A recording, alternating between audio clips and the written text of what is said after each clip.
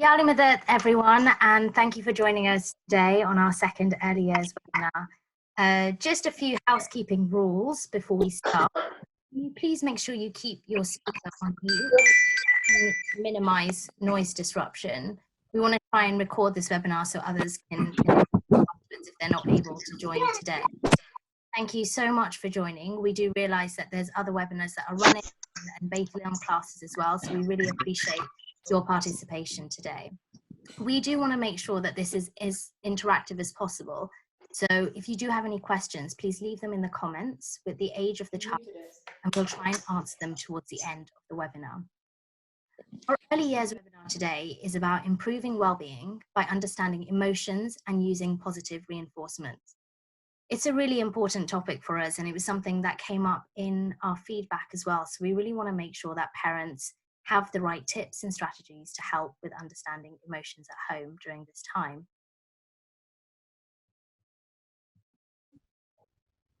Our speaker today is Tania Budhiraja, and she's a child behaviour therapist and autism education specialist.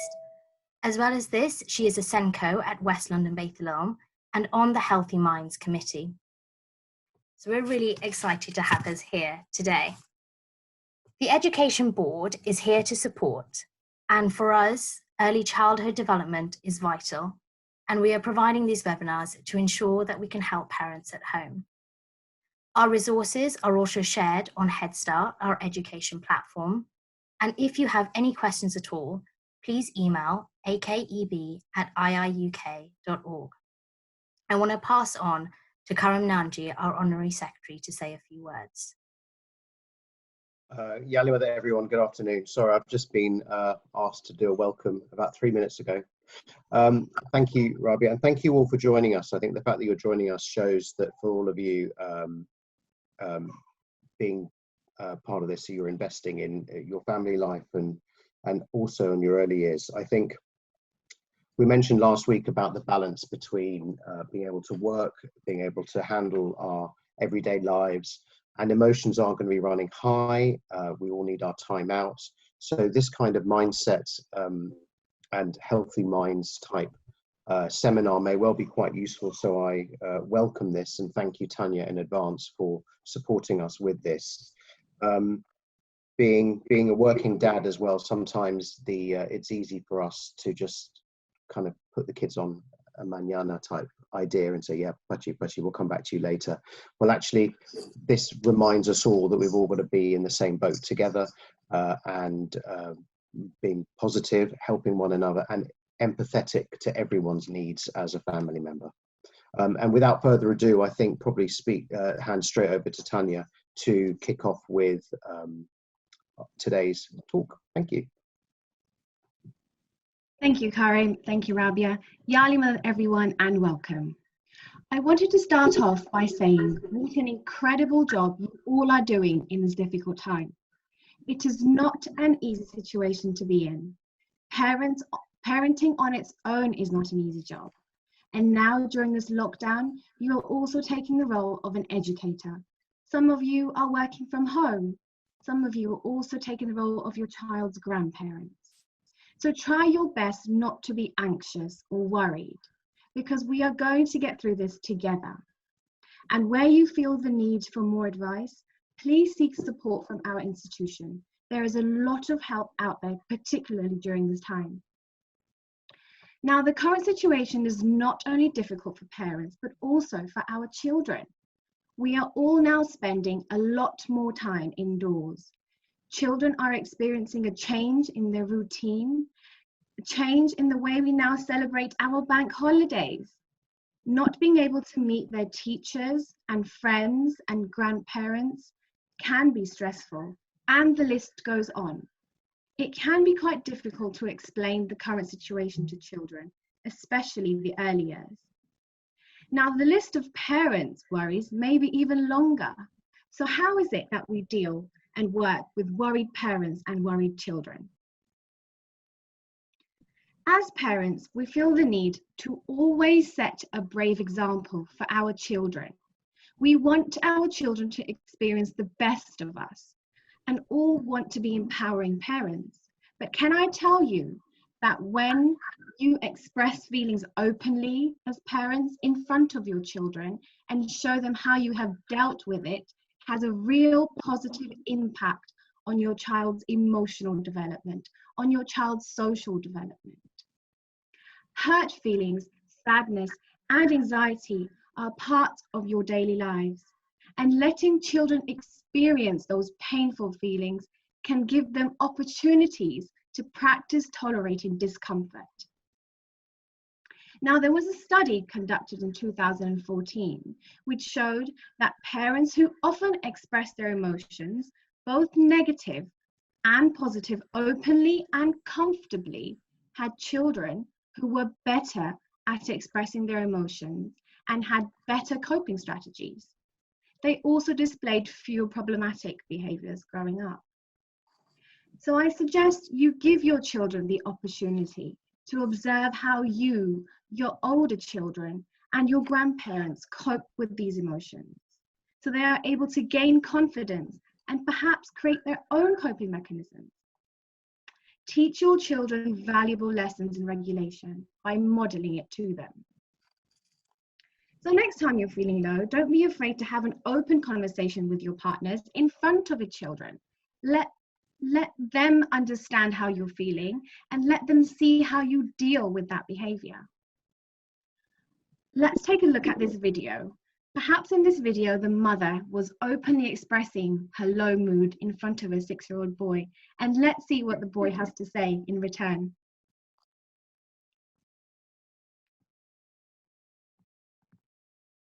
Off of that guy that he said he couldn't fly a helicopter in Jumanji. Just because, Mom, No, this he is not a could movie. do it. If he could do it, This isn't a movie. he believed in himself. And you can too. Oh man, you're gonna put it on me like that? You can do anything that you want. You can get singing lessons, get a better job, make more money. You could be even like rich. You could live in the White House someday. You could be president. Me? Do what you want to do. It's not about it's not up to other people. It's true. It's up to you. It's true. I love you. Okay, that was an adorable video. So you will be surprised at what children come up with. Over here, you can see a child not only demonstrating coping mechanisms, but also telling his mother how to cope with her negative emotions by giving a very impressive motivational speech, because living in the White House doesn't sound like a bad idea. Okay, let's move on to discussing what the term well-being means. Now, well-being is a term we hear a lot when discussing adults and teenagers, but we don't often think about it when we think early years. But it is indeed crucial for early years development. There has been decades of research on how to best define and measure the term well-being.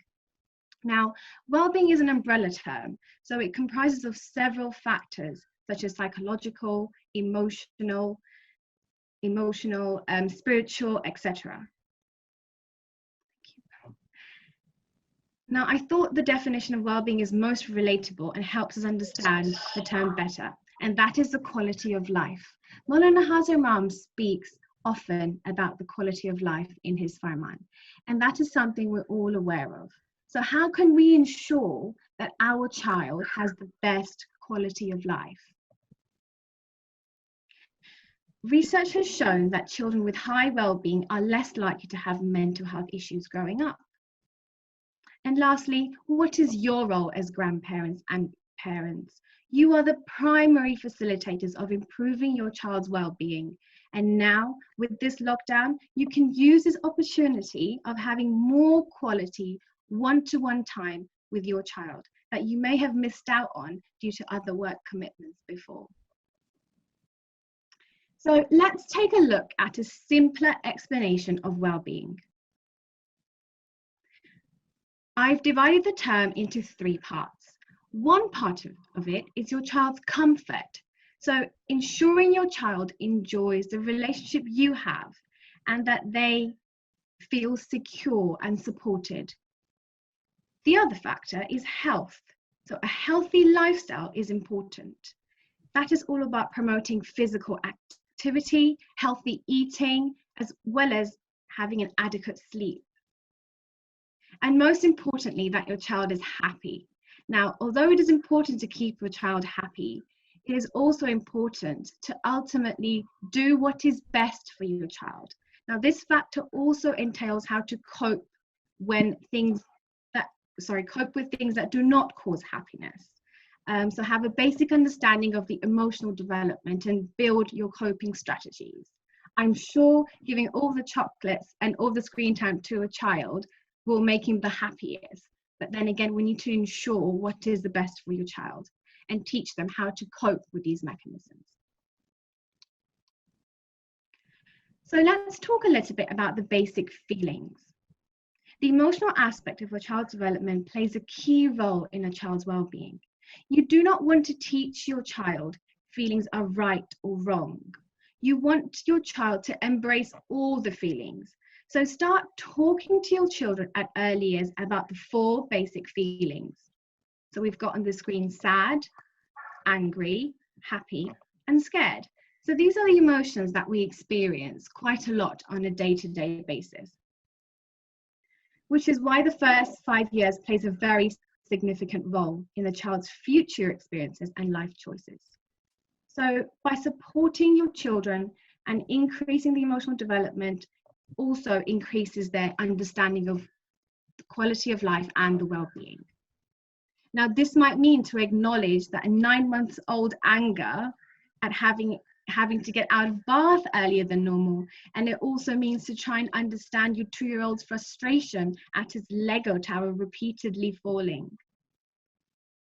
And you can use lots of things. For example, you could use pictures, you could use videos, you could draw faces, you could use toys. You can also use puppets to teach your child these 4 basic universal feelings. So what we're going to do next is focus on the emotional development in each of the phases of the early years. And what I've done, so you as parents could relate to and understand it better, is split the category of early years into 3. So I've got infants, which covers 0 to 1-year-olds. We have toddlers who are 1 to 3-year-olds. And when I refer to preschoolers, I talk about 3 to 5-year-olds. So let's start with understanding emotions and emotional development in infants. It is important to have a rapport and bond with your child from a very young age, as that is a fundamental in building a learning platform. So try and create a fun, loving, and trusting relationship with your infant. Now, number 2 says take the role of a peripheral regulator. And what that means is, now babies are known to be quite poor self-regulators. When babies need something, they show a lot of distress by crying or whining. When mums and dads then bring the milk or then change the nappies, the child stops crying. So here the parents become the emotional regulator. Here the parents become the external regulator of the children, of the infants. Recognizing and naming the basic feelings is the first step towards learning to self-regulate. You must also use expressions, words, and gestures where possible when interacting with your babies. So perhaps you could point to dad when you're speaking about dad, or when offering milk, perhaps you could hold up a bottle of the milk to teach your child that is language. And also responding to crying, whining, and clinginess with language. So, for example, always try and show your child that you understand what they're trying to say. So you could say something like, I know you're feeling hungry. You're going to have your milk very soon. So as parents, get to know your baby's likings from an early age. What makes a baby laugh? What makes a baby smile? Let's now look at understanding emotions in toddlers. So as a toddler, Your child is beginning to crawl, and perhaps he's just learned how to hold onto the rails and learned how to walk and is beginning to explore. So let your child be adventurous.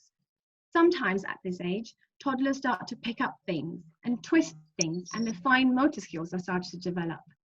As well as doing things, being able to do things on their own, like lifting up items and pulling and pushing. Also try and facilitate more independent activities for your child. Encourage language development by modeling words and phrases accurately. So perhaps your child calls milk yum yum, and instead of asking your child, do you want to drink some more yum yum, you could model it accurately by saying, do you want some more milk? And do the same with emotional language.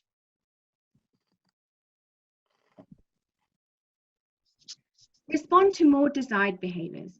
Give your child attention for behaving in ways that you like.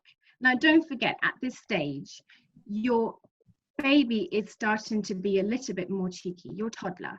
So you may see new behaviors. So the best way of dealing with them is to give them more attention for the good things you want to see your child do.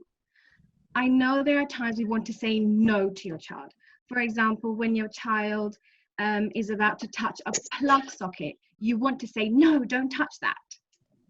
And that is fine, but there are other ways of doing that. And if that is the only sort of attention you're giving to your toddler, then you're better off completely covering that plug socket, because your toddler will not take his hands off it.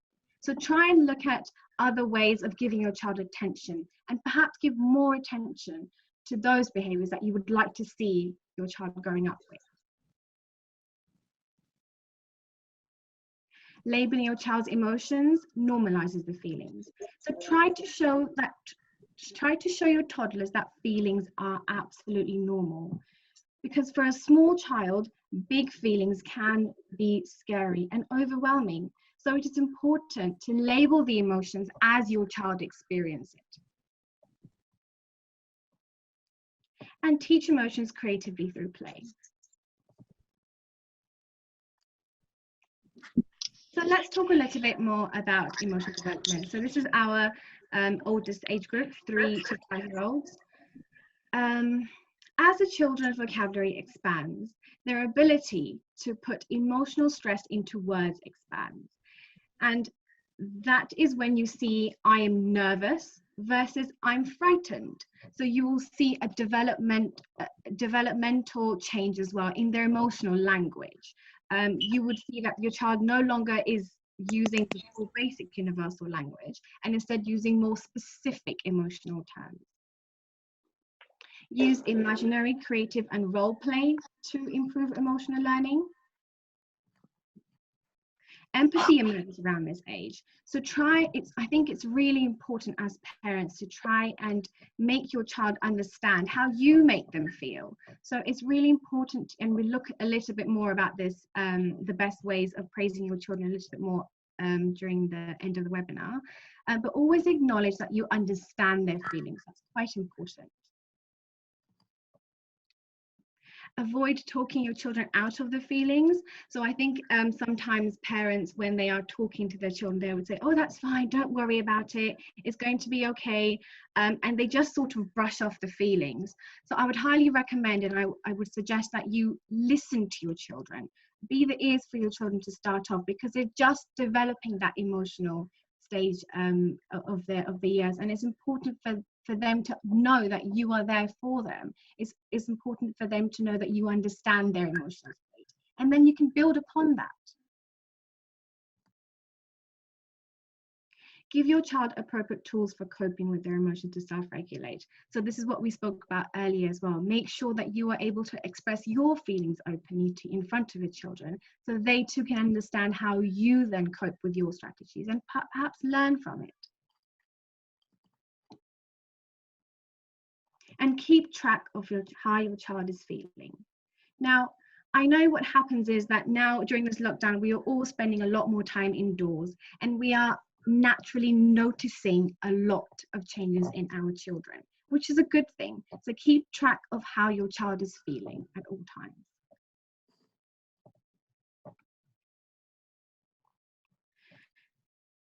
Okay, so now I think when you think about child's behavior, you must also think about the way the people, for example, when you think about a child's behavior, it's really important to also understand that this is the stages where you will see behaviors, you will see emotional development. So let's take a look at how we can actually understand your child's behavior. It is extremely important to consider the context in which the behaviors occur. You cannot separate the behavior with the context when you're explaining behavior and trying to understand behavior. So the three factors here you see on your screen are consequences, people, and environment. So let's start off with people. It's really important to understand what people were present when you see a behavior occur in a child. When you're thinking about a behavior, think about the people that are usually there when the behavior occurs. Environment also has an impact on the behavior. So is your child usually receptive to your instructions in a restaurant, or does he listen to you more at a nursery setting? So always consider and think about where the child is when they're displaying behaviors. And lastly, consequence. Consequence is the most important. It has a huge impact on your child's behavior. Let's take an example. So I'm sure you've all had experiences of when you're taking your children shopping. Now, let's imagine a scenario where you are at the checkout, you're at the tills, and your child really wants to buy his favorite chocolate. You've already said no to your child. You've said, no, you cannot have it today. You have plenty of chocolates at home. And what your child is doing now is he's asked you appropriately. He's actually uses language and he's requested you nicely for a chocolate bar. You've said no. And now what happens is the child begins to throw a tantrum. He's sitting on the floor, he's crying. And as parents, sometimes, perhaps due to the embarrassment of the situation or other reasons, you give in to the situation and you end up buying that chocolate bar that your child wanted in the first place. And what have you done here? So you have inadvertently reinforced the behavior of the child, reinforced the tantrum behavior of the child. So I would say it's really important for you to follow through if you would like to say no to your child. And that leads to our next point, to try and understand why a behavior has occurred. Now, there are four main functions of behaviors. We have attention, we have escape, we have access. So access is access to preferred items, and most behaviors at this age occurs when your child is being told no to access. And automatic. So automatic is something where your child just naturally enjoys doing, like a behavior, for example, sucking the thumb, and your child just may suck his thumb because he enjoys sucking thumb. And the last thing, and which is also quite important, is small steps make bigger changes. It is so important for us to actually reward and reinforce and praise the small steps that your child makes when he's trying to reduce a negative behavior and get towards a positive behavior. And let's also try and understand that when I refer to the term behavior, I'm not just talking about the problem behaviors. So as a behavior therapist, sitting, standing, walking, laughing, jumping, these are all behaviors. So during this presentation, when I talk about behaviors, I'm referring to all types of behaviors. Let's talk next about how we can improve your child's well-being through positive reinforcement. Find ways to strengthen the communication between you and your child, and we spoke about it. Don't forget to recognize and praise a small accomplishment. So again, I think what happens is when your child is growing up, from a very early age, your first step that your child takes, the first mama that your child says, or the first bottle that he picks up independently, your child is so used to being praised at every little step. And I think sometimes what happens during the course of when the child is growing, becoming a 2-year-old or a 3-year-old, is we somehow miss praising the child when he makes small changes. For example, crawling perhaps 1 foot towards crawling compared to calling maybe across the room. That is a small accomplishment, I would say. However, it needs to be praised at all times. So don't forget to notice the little changes that your child is making, and don't forget to praise those little changes. Draw attention to how they make others feel. So I think that talks again about empathy we discussed when we were talking about emotional development in preschools. So that's really important. Set your expectation in a positive way. So instead of saying, for example, instead of saying, don't grab toys from your sisters, please, you could say something like, ask your sister for the toy nicely. So try and rephrase your expectation in a more positive way to teach your child what is expected of them, rather than focusing on what they shouldn't be doing. Invest in one-to-one quality time with your children. And be curious to what your child is curious about. So again, this is all about playing with your child. Let them lead your play. Let them try and ask you questions and respond to their curiosity, because they are exploring at this age and they are learning and they want to learn and they want to be adventurous. So be curious to what your child is curious about. And say no to saying no. So instead, offer an alternative. So at this point of time, we're all stuck indoors.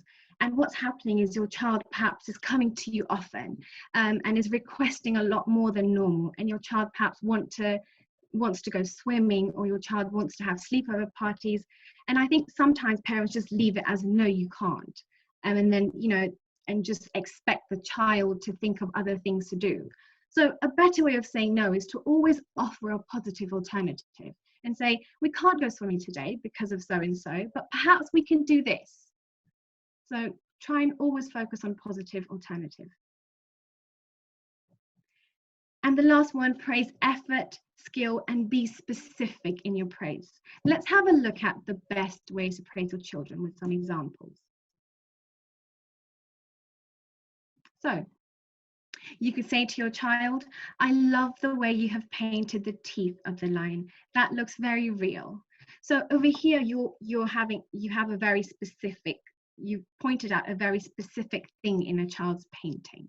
So this is quite rare to do for parents. I think children are so prone to hearing, you have a beautiful painting, your painting is amazing, but being specific about the child really makes them feel proud of their accomplishment. So try and be as specific as you can about their activities or about what you see in them.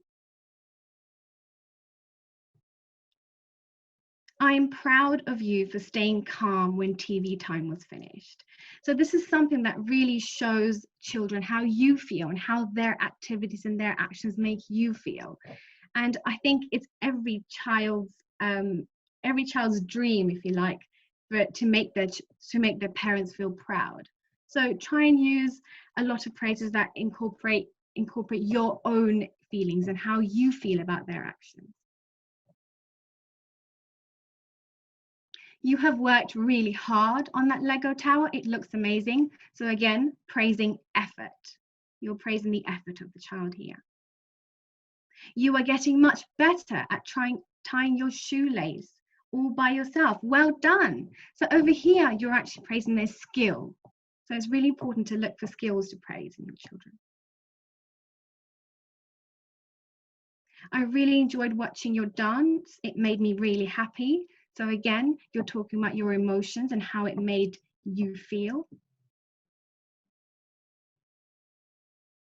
And again, all the natural praises that you do as a parent, your hugs, your kisses, your high five to your child, and spending quality time with your children. That can also act as positive reinforcement. So now let's take a look at the top 5 tips to reduce your child's stress and anxiety during lockdown. Recognize, acknowledge, and find a solution together. So over here, I'm referring to emotions and feelings. It's really important to recognize that you understand, to recognize your child's emotion and show your child that you understand their emotion. Acknowledgement shows that you understand your child's emotion. And find a solution together. Ask your children, what can we do to make you happy again? What can we do for you to not feel sad? How can we find a solution together? And perhaps share how you would do it. And perhaps bring your old children in here, so you can all figure out a solution together to how they're feeling. Balance is key. Balance is really important. So try and have a balance of all aspects of lives. For example, we need to ensure we are keeping a balance in physical aspects, spiritual, so a lot of prayer time together, one-to-one time with your child, family time, so have a lot of family activity times together, siblings time, let your children play with one another, and also allowing space for your child to develop its own independent skills, independent play skills. Routine, structure, and family rules are important. So I think this is the most unstructured period.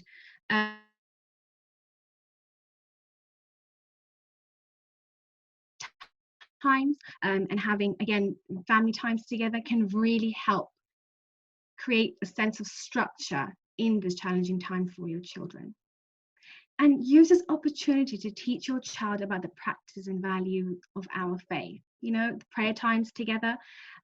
We had a question last webinar on how I can teach my child prayers, and and how I can involve my children in prayers. So I think this is the time that you can use for you all together as a family to sit down and pray. And I think this is one of my mantras that I use to help me, is to keep your body healthy, keep your mind calm, and keep your soul happy in this difficult time. I would like to open up the Q&A ourselves with some questions that we received from parents prior to the webinar. And you'll be able to see those on the screen as well. So Tania, the first question we had for you was, what are the main signs of anxiety in early years? And I know you spoke a little bit around this. I just wanted parents to know what they can look out for. Okay. So yeah, the main signs of anxiety in early years are mostly categorized by the changes in their behavior. So you will start to notice a change in the child's behavior, and that is how you would see anxiety.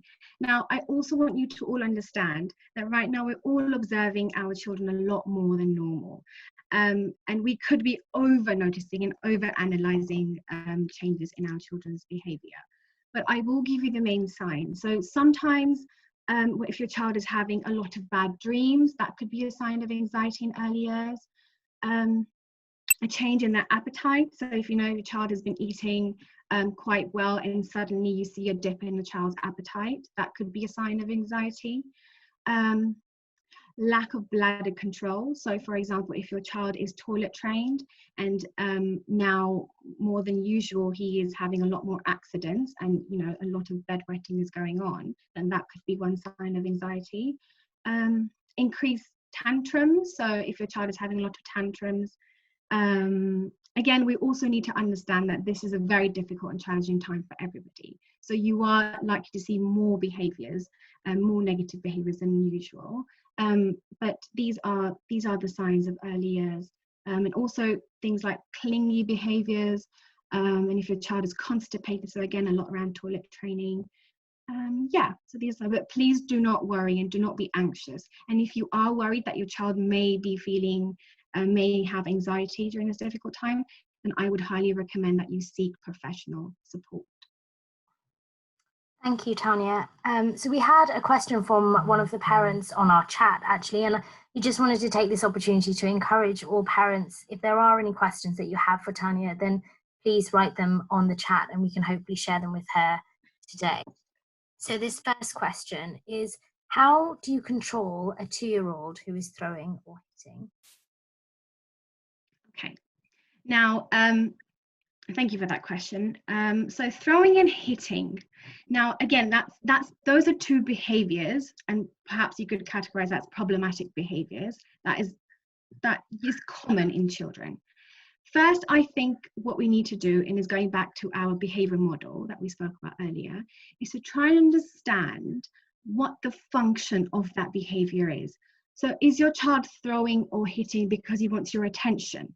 What is it during that time that you do? So are you on the phone, for example, when your child is throwing and hitting? And if that's the case, then it could possibly be for attention. And in that case, you may need to be giving your child a little bit more attention in a more positive way when you are trying to interact with your child.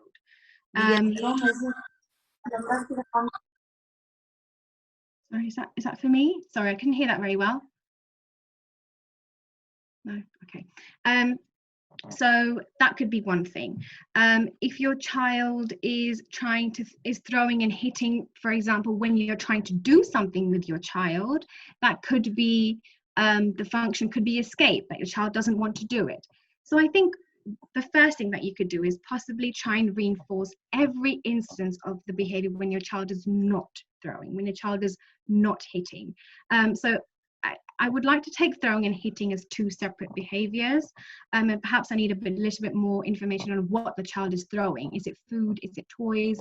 But hitting, I definitely would say for you to model appropriate ways of interaction. So I guess if the child is hitting, that could be because he is unable to sort of interact with with another person in an appropriate way. So teach your child how to interact with somebody in a better way.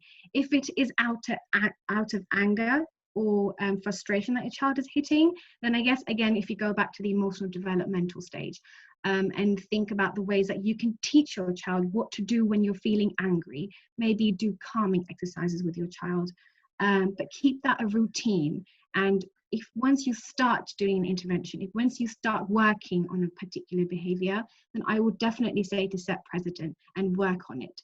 It wouldn't be a good idea if you were to sort of allow hitting on a day or two and not allow on other days, because that definitely makes your child confused.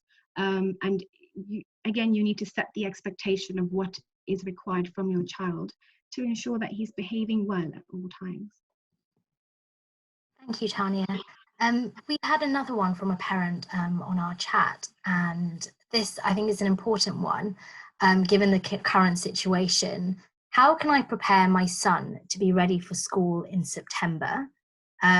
Usually schools make a really big thing about this, and nurseries have a mini graduation. So could you give any tips? I know we don't know how long we're going to be in this situation, but what could parents do to help their children be ready for the next step?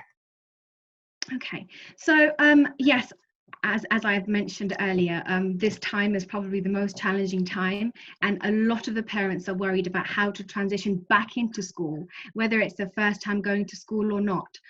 So I would definitely say to try and keep some sort of structure and routine in your daily lives right now, and that's perhaps doing something to look forward to on a daily basis. Also, in terms of if you're worried about the academics or worried about your child settling in, if you're worried about how your child is going to react to being left alone, then that's perhaps taken from a different point of way, and that perhaps needs a different explanation. But if it is just what we need to do right now to keep our system as sort of structured and undisruptive as possible, then that is, I guess, just to keep your routine as strict as possible, and try and perhaps do a few activities with your child that touches different skills. For example, listening skills.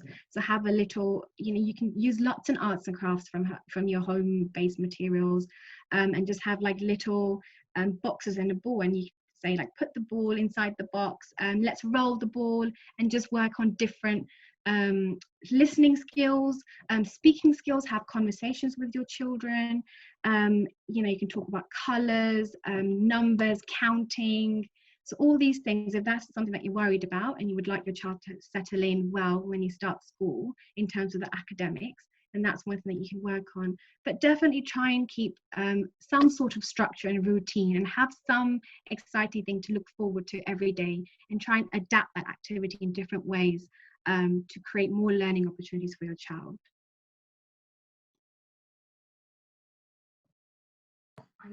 Thank you. Thanks so much for that, Tania. And I mean, just in addition to that question, what about not being able to see friends and teachers and going to a big school, to the primary school? Can you offer any more advice advice on that? Yeah, so I think obviously there is a sense of loss within our children right now. You know, children are very social. So for them to be able to meet their friends and teachers and have that routine, really sort of now they're missing out on all of that. So I guess ways, again, going back to offering positive alternatives. So if you could say to your child that we can't see your friends today, but how about we, you know, write a letter to your friend? How about we create a poem for your friend? Or let's write a story with your friend in it. What happens first? And perhaps sometimes you will be put off because your child will say, no, I really want to see my friends. And you may feel like you're not doing anything effective about it.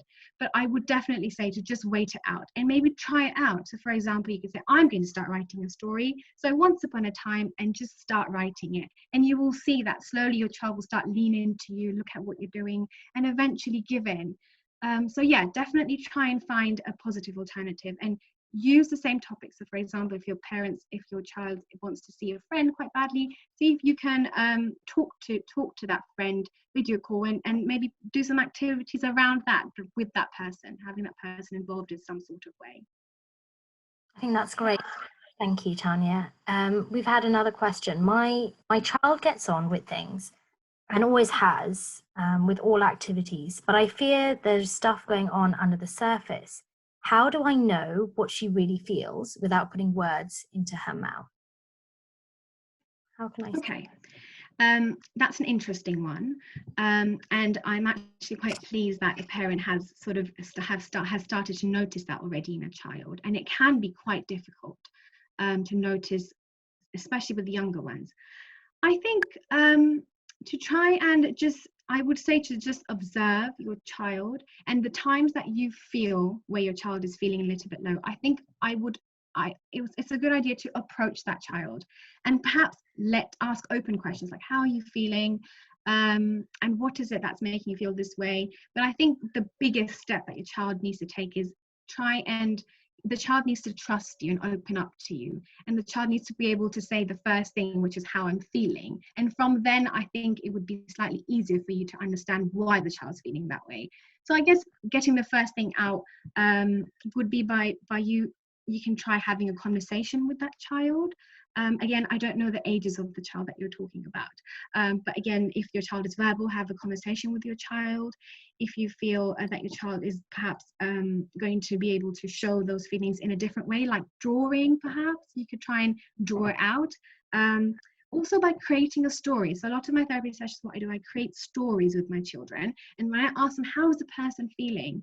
Or if I say, what would happen next to the child?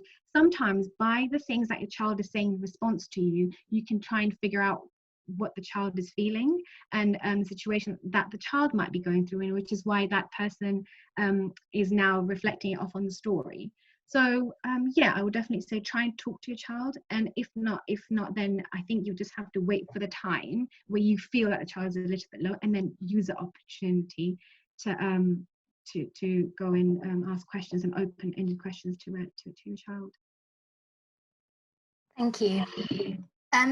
There's another question on our comments, which I'm going to just read out because it'll probably be easier that way. Just looking for some advice on how to fill the gap of human interaction for my 3-year-old, as they are just developing bonds with their peers. I'm concerned that being away from nursery may have an effect on her. I'm also mindful that my 5-month-old is not having as much interaction with others as my eldest had. I strongly feel that Jamaat Khana had played a vital role in the development of my 3-year-old, a vital role in her social development. So I guess it's a question around social development for both age groups, you know, whatever age group a child is in.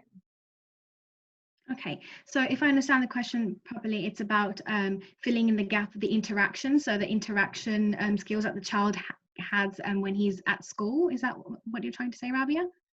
Yes. So okay. Interaction for 3-year-olds who might not be at nursery or at school at the moment, just as they're going to develop their social interaction skills with their peers, but also for younger children who maybe weren't at nursery before, but they're just missing out on that social gathering space like Khana. Okay. Yeah. Yeah, that's fine. I understand that. Thank you. Yeah, so I think first we need to understand, what does social interaction mean to you, right? Now, social interaction could be not just with friends, but also with family, with peers, and also when you are, for example, you know, you have videos and in responding to videos, if you like, if you know what I mean. So I think the first step in this is important to understand. You as parents need to understand that your child will not be taking a step back because of the lack of going to school right now. They will not be taking a step back. So the social interaction skills are developing every day in so many different ways, by watching, by listening, by listening to the older children play together. So I think it's quite important for us to understand and not be worried that the social interaction, the social development will still be there even during this time. But I think what we can do to increase opportunities of learning is by creating that environment for them. So you could perhaps do a lot of role playing with your 3-year-old. You could perhaps do a lot of storytelling and story listening with your 3-year-old.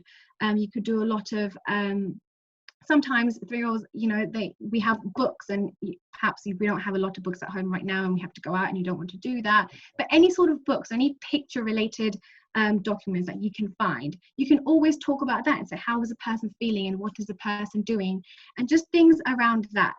But yeah, social interaction, yes, of course, and I completely understand that it is best when it is out there, just with the children, it happens naturally. But right now, I just want to say that please don't be worried. Your child is not missing out on anything. The social development will still be there, and your child is not taking a step back. And we are also there are a lot of, I know Western and Jamaat Khana are doing online sessions for Baitul Ilm. So I'm not sure what Jamaat Khana you're from, but you have that 1 hour once a week, that interaction with your Baitul Ilm teachers, and you have other people on the call as well. Another idea that I've just got is also to have, if you are having a 3-year-old, and if your 3-year-old has a lot of has a big friend circle in Jamaat Khana, then perhaps you could consider doing a video call with all the children together, and you could just have the parents there to supervise it, and they could just have a chat to each other. So you could just perhaps try, I mean I know right now we're all having to think a lot out of the box, and it can be quite difficult, but I can guarantee and I can tell you that your social interaction skills of your child will not sort of have a pause. They will still grow socially, and they will not be taking a step back in their social development. Thank you, Tania, and great to hear some really reassuring advice there. Just from my own experience as a Year 1 teacher, I found Zoom has been a really great way to let the children interact as well, and so I think it's a great idea to do if you've got a chance with the older children. We had one more question about prayer time and about focusing children during prayer time. And I know we had a similar question on the last webinar, but do you have any further advice on that? Yeah, so I think the first important thing is to have family prayer times. Okay, I think that's probably one thing that a child learns. One thing that a child learns through imitation skills and socially. So again, I don't know how old the child is, but to have them seated next to you during prayer time and giving attention to the child only when the child is focusing, for example.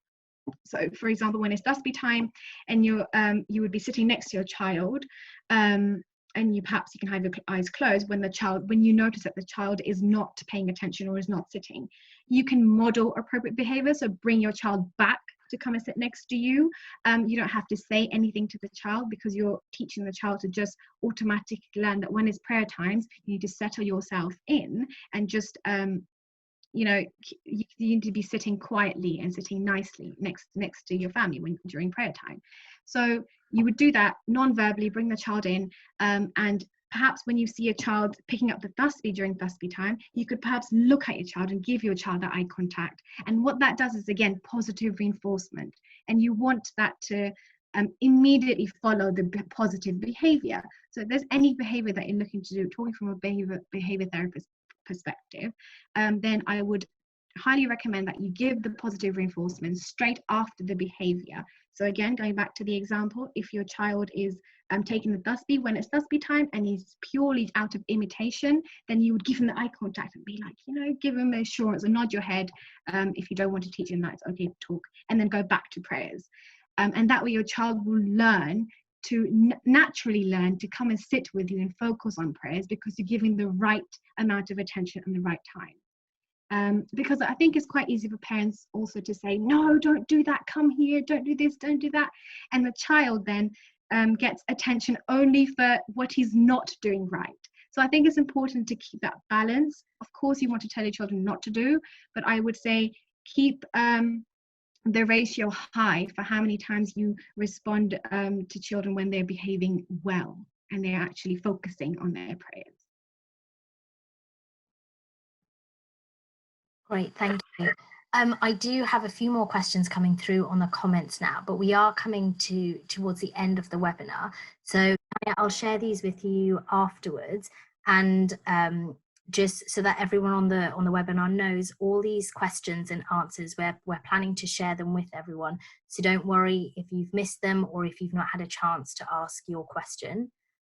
Just to quickly run through the other questions we had over here.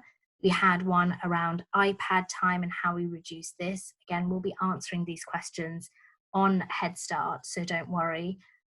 Questions around children not wanting to eat and throwing food on the floor, and also a question around using Makaton, which is a type of sign language with young children to help reduce anxiety.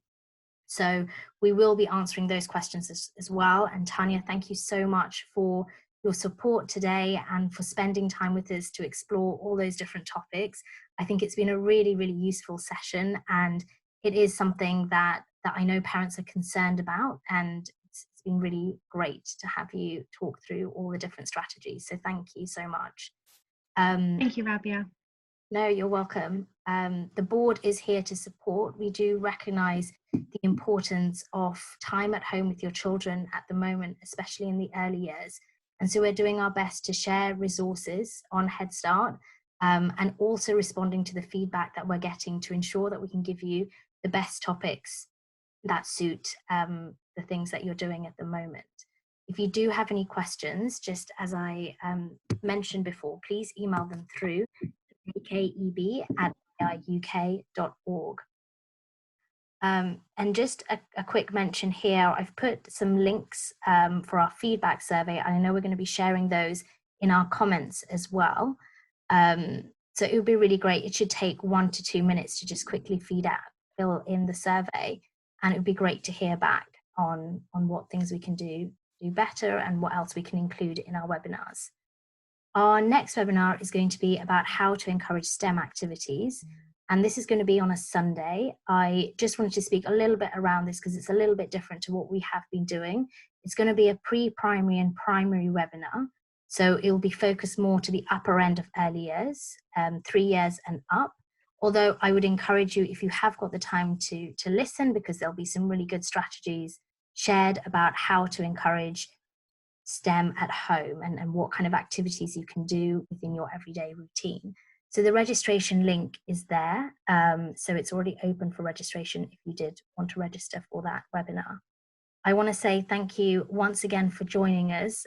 We do recognise that it is Saturday afternoon and a busy time with other webinars, so we really appreciate your support. If you do have more questions for Tania, please send them through. And Tania, once again, thank you so much for being with us today, and we really appreciate it, both from the board and both from the Jamaat. So thank you. Thank you. It's been a pleasure. Thank you. Yali Madad, everyone. Yali Madad. And hopefully speak to you soon.